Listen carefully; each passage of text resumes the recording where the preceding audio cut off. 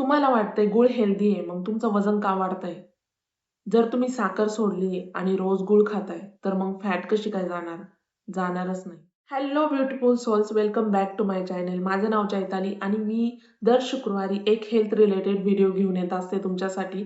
तर आजचा विषय असा आहे, की मी मागे एक साखर बंद करा असा व्हिडिओ टाकला होता YouTubeवरती. तर भरपूर जणांच्या अशा कमेंट आल्या, की साखर बंद केली आहे, मग आता गूळ घेतला तर चालेल का? किंवा मग खडी साखर वगैरे घेतली तर चालेल का? तर त्याचंच उत्तर देण्यासाठी मी हा पूर्ण व्हिडिओ बनवते आहे. मी मागील काही महिन्यांपासून आहे ना वजन कमी करण्याचा प्रयत्न करते आणि जवळपास मी 15 ते 20 किलो वजन कमी केलंय. तर मला एवढंच सांगायचंय की मी काही मोठं केलेलं नाहीये. मी छोट्या-छोट्या गोष्टी फक्त माझ्या आयुष्यात इन्व्हॉल्व करून घेतलेल्या आहे. छोट्या-छोट्या सवयी बदलल्या आहेत आणि त्याच्यामुळे मी माझं वजन कमी केलेलं आहे. याच्यामध्ये कोणत्याही गोष्टीचा असा मोठा रोल नाहीये.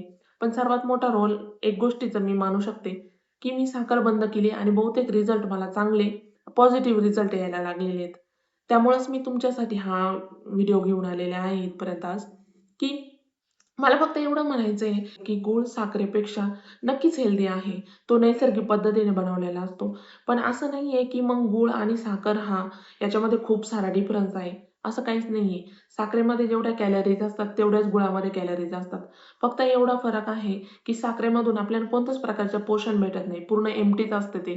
फक्त कॅलरी असते आणि गोडपणा असतो. पण गुळामध्ये थोड्याशा ॲडेड आयर्न, पोटॅशियम, कॅल्शियम असे असतात, कारण ते नैसर्गिक पद्धतीने बनवलेलं असतं. जास्त प्रक्रिया नसते झालेली गुळावरती म्हणून. बाकी दुसरा काहीच फरक नाहीये. तुम्हाला तर माहीतच आहे, की साखर पूर्णपणे केमिकल्स वगैरे वापरून बनवलेली असते. पूर्ण तिची प्रोसेस खूप म्हणजे ब्लिचिंग वगैरे करून केमिकल आणि खूप साऱ्या प्रक्रिया करून साखर बनवलेली असते. त्याच्यामुळे ते झिरो पोषण असतं, काहीच घटक नसतात. फक्त एम्प्टी कॅलरीज असतात, जे तुम्हाला गोडपणा देतात. याचा अर्थ असा नाहीये, की तुम्ही साखर सोडायची आहे आणि गूळ चालू करायचा आहे. असं बिलकुल नाहीये. तुम्ही जर रोजच्या जेवणामध्ये जर साखर सोडली आणि आता जर गूळ सुरू केलाय, तर ही खूप मोठी चूक करताय तुम्ही. जर तुम्ही साखर सोडली आणि आता तुम्हाला असं वाटतंय की गूळ हेल्दी असतो, ऑर्गॅनिक असतो, नैसर्गिक पद्धतीने बनवलेला असतो, मग आपल्याला रोजच गूळ घ्यायला काही हरकत नाहीये.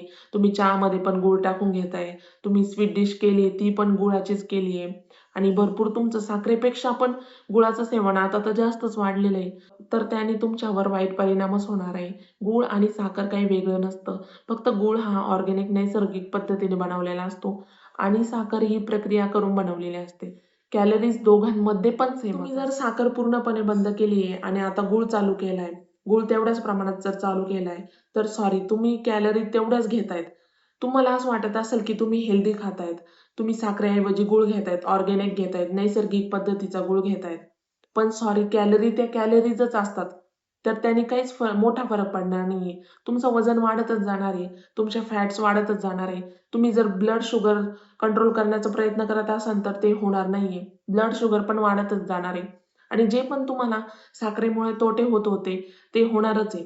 गूळ हेल्दी आहे, पण मर्यादित घेतलेला कधी पण चांगलं असतं. जर तुम्ही आता सुरुवातीलाच आहे, की बाबा आता मी साखर सोडायचा प्रयत्न करते, तर तुम्ही सुरुवातीला थोडासा गूळ घेऊ शकता. तो पण मर्यादित घ्यायचा आहे. असं नाहीये, की आता आपण साखर सोडतोय मग तेवढ्याच प्रमाणात आपल्याला गूळ घेतला पाहिजे. गूळ तर नैसर्गिक आहे, हेल्दी आहे, तर घेतला तर काही प्रॉब्लेम नाही. असं नाहीये. कॅलरी तेवढ्याच असतात. तुम्ही सुरुवातीला थोडा-थोडा गूळ घेऊ शकता आणि नंतर हळू तो पण बंद करायचा आहे तुम्हाला. त्यानेच तुम्हाला खूप सारा इफेक्ट जाणवणार आहे. असं नाहीये, की तुम्ही साखर सोडली आणि गूळ चालू केलाय म्हणजे तुम्हाला एकदम छान इफेक्ट होणार आहे किंवा एकदम छान रिझल्ट भेटणार आहे. असं काही नाहीये. गूळ आणि साखरेमध्ये सारख्याच कॅलरीज असतात. बहुतेक जणांना असं वाटतं, की गूळ ऑर्गॅनिक आहे, नैसर्गिक पद्धतीने बनवलेला असतो. याचाच अर्थ आपण किती घेतला तरी चालेल. असं काही नसतं. मला एवढं सांगा, की एखादी व्यक्ती जर खूप दारू पिते आणि ती जर डॉक्टरांकडे गेली आणि डॉक्टरांनी त्यांना सांगितलंय, की बाबा आता तुम्हाला दारू सोडावी लागणार आहे किंवा कारण त्याच्यामुळे खूप साइड इफेक्ट होत आहे तुमच्या शरीरावरती आणि तुम्हाला ती घातक आहे. तर मग त्या पेशंटने असं करून चालेल का? की बाबा आता मी ना काय करणार आहे, की ना मी प्रोसेस केलेली जी दारू असते ना, जी दुकानांमध्ये वगैरे भेटते, ती मी बंद करतो आणि मी ना देशी दारू जी नैसर्गिक पद्धतीने बनवलेली असते, ती चालू करतो. असं करून चालणार आहे का? नाही ना. सेम तसंच साखर आणि गुळाचं आहे. तो साखर प्रोसेस केलेली असते आणि गूळ नैसर्गिक पद्धतीने बनवलेला असतो.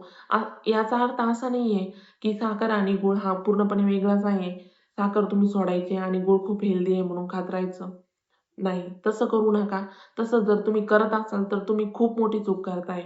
आणि तुम्हाला गूळ घ्यायचा आहे, पण मर्यादित घ्यायचा आहे. असं नाहीये की तुम्ही आता सगळ्याच गोष्टी सोडून द्यायच्या आहे आणि मग आता जीवनातलं फार काही रसच नाही राहिला, आनंदच नाही राहिला. असं करू नका. तुम्ही ऑकेजनली घेऊ शकता थोडा-थोडा गूळ. जेव्हा पण तुमच्या लाईफमध्ये काहीतरी चांगली आनंदाची गोष्ट घडली असेल, काहीतरी चांगली बातमी आली असेल, गूळ घेऊ शकता. काहीच हरकत नाहीये त्याला. असं नाहीये की पूर्णपणे सगळंच बंद करायचं आणि मग जीवनातला सगळा आनंदच जाणार आहे किंवा सगळा रसच जाणार आहे. असं होणार नाही. तुम्ही थोडाफार गूळ घेऊ शकता. कधीतरी सणावाराला किंवा आठवड्यातून 2 आठवड्यांमधून एखाद्या वेळेस. पण असं नाहीये की तुम्ही रोज साखरेऐवजी गूळ सुरू करणार आहेत. ही पूर्णपणे चुकीची पद्धत आहे. तुम्हाला एक जर चांगला वेट लॉस पाहिजे असेल ना किंवा फिट बॉडी पाहिजे असेल ना, तर तुम्हाला साखर, गूळ किंवा असे गोड पदार्थ आहे ना, ते तुम्हाला कमी केलेच पाहिजे. तुम्हाला कंट्रोल केलंच पाहिजे साखरेवरती, गुळावरती म्हणा, खडी साखर म्हणा. कोणत्याही प्रकारची जी साखर असेल ना, ती साखर म्हणजे साखरच असतं. असं नाही की नैसर्गिक पद्धतीने बनवलंय म्हणून तुम्ही कितीही घ्या. तुम्हाला जर एक चांगलं ट्रान्सफॉर्मेशन पाहिजे असेल ना तुमच्या बॉडीमध्ये, तर तुम्हाला साखर ही बंद केलीच पाहिजे. असं नाहीये की तुमचं वजन जास्त आहे म्हणूनच तुम्ही साखर कमी करा.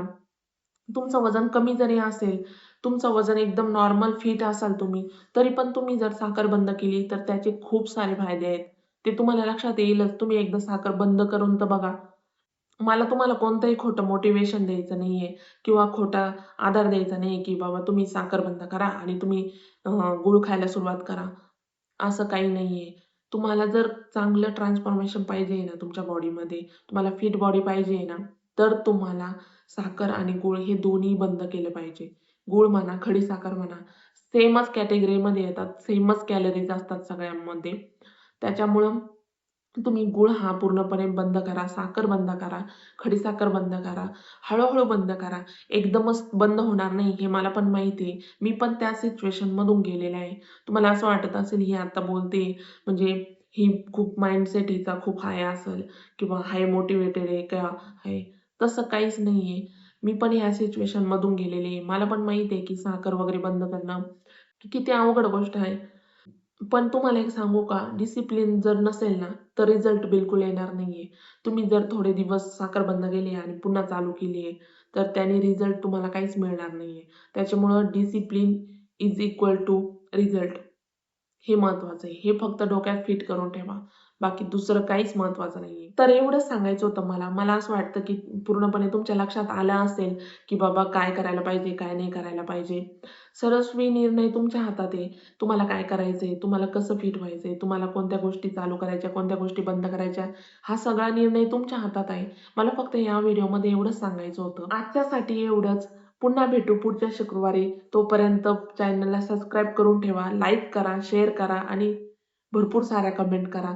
जेणेकरून मला पण कळेल की तुमचे प्रॉब्लेम्स काय आहेत, तुम्हाला कोणत्या-कोणत्या अडचणी येतात वेट लॉस करण्यामध्ये आणि त्या प्रकारचे व्हिडिओ मी तुमच्यासाठी घेऊन येईल.